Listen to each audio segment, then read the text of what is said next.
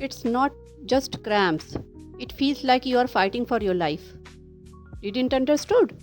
Hello friends. Today I'm gonna talk about period pain or dysmenorrhea.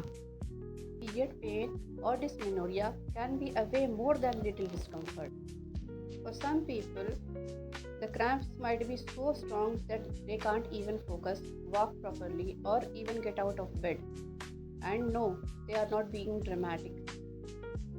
Usually, dysmenorrhea affects almost 50% of the adult women ranging between 18 years to 25 years, and in 5 to 15% of people, its symptoms are so strong that they are not able to even get out of their bed.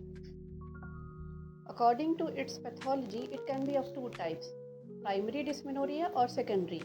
And that is like in medical term, primary is like when there is no definite cause, it's because of chemical derangement, and secondary is called when there is a definite cause, a pelvic pathology like PID, like fibroids or endometriosis or adenomyosis or some cyst. So you might think when it starts. कुछ patients में ये period आने के 2-3 दिन पहले से ही start हो जाता है और प्रोग्रेस करता है on the day 1 on the day 2, और कुछ पेशेंट्स में on the day of period itself ये स्टार्ट होता है, और जैसे जैसे पीरियड्स जो है प्रोग्रेस करते हैं इनके सिम्टम्स की सीवियरिटी जो है वो कम होती जाती है।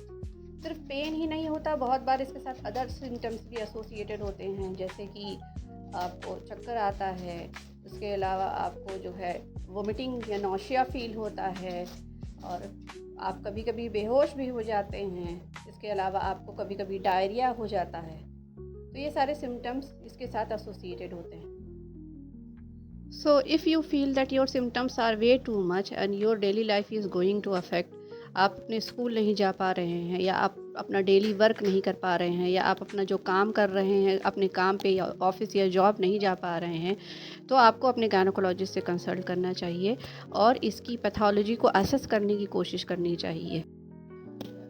तो अगर इन्वेस्टिगेशन कराने पर आपको कोई पेल्विक पैथोलॉजी निकलती है या कोई रीज़न सामने आता है तो उसका तो इलाज आपको लेना पड़ेगा। इन केस अगर कोई पेल्विक पैथोलॉजी नहीं निकलती है, कोई रीज़न नहीं निकलता है और आपका केस प्राइमरी डिस्मेनोरिया के अंदर आता है, तो फिर आपको क्या करना है ये बता देती हूँ। आपको अपनी फ़िज़िकल एक्टिविटी बढ़ा देनी चाहिए, क्योंकि बहुत सारे रिसर्च में ये पता चला है कि increase physical activity is found to reduce the symptoms of dysmenorrhea. तो अपनी एक्टिविटीज़ बढ़ा दें, माइल्ड एक्सरसाइज करना शुरू करें, वीक में 3 और 4 days, that will be enough for you. In some research, heat therapy is proven to be beneficial in reducing the symptoms of dysmenorrhea। और किसी किसी पेशेंट में तो ये आइबुप्रोफेन के बराबर ही इफ़ेक्टिव पाई गई है। तो हीट थेरेपी में आपको क्या करना है कि या तो आप हीटिंग पैड या हॉट वाटर बॉटल को अपने लोअर एब्डोमेन पे 15 टू 20 मिनट्स के लिए अप्लाई करें। It will be beneficial for your cramps. Intake of vitamin E 2 days before periods and 3 days during period is proven beneficial in some research, but don't take it by yourself. Go to gynecologic practitioner and they will prescribe it for you. Painful periods deserve attention, not excuses. Normalize speaking up, normalize getting help, normalize saying this is not normal.